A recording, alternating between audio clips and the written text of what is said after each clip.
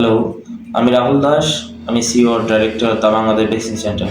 আমি আজকে কথা বলবো নিউমোনিয়া ভ্যাকসিন নিয়ে। নিউমোনিয়া কি, নিউমোনিয়া কেন হয় এবং নিউমোনিয়া প্রতিরোধের জন্য কি কি ভ্যাকসিনেশন করতে হবে তা নিয়ে আজকের আলোচনা।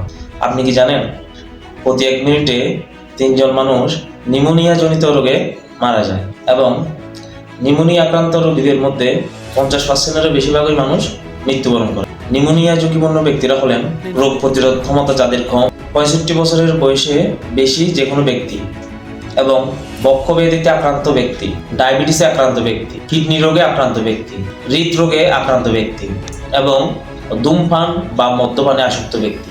নিউমোনিয়া হওয়ার মূল কারণ হচ্ছে নিউমোকক্কাল জীবাণু। সায়েন্টিফিকলি নিউমোনিয়াকে নিউমোকক্কাল বলা হয়। নিউমোকক্কাল জীবাণুর কারণে বিশ্বব্যাপী প্রতি বছর 10 লক্ষেরও অধিক মানুষ মৃত্যুবরণ করে।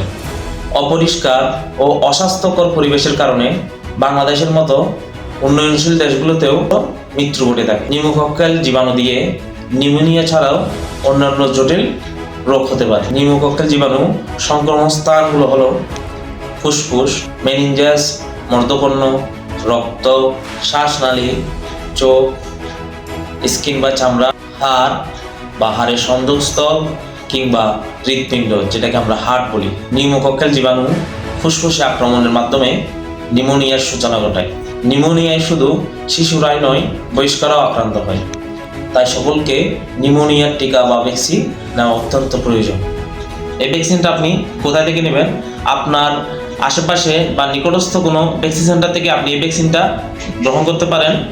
না হয় চট্টগ্রামে দি বাংলাদেশ ভ্যাকসিন সেন্টার আপনার নিকটস্থ জায়গায় স্ক্রিনে দেওয়া নাম্বার বা ঠিকানার সাথে যোগাযোগ করে আপনি এই ভ্যাকসিনটা গ্রহণ করতে পারেন। নিউমোনিয়া টিকা নিউমোনিয়া প্রতিরোধের সবচেয়ে নিরাপদ সমাধান।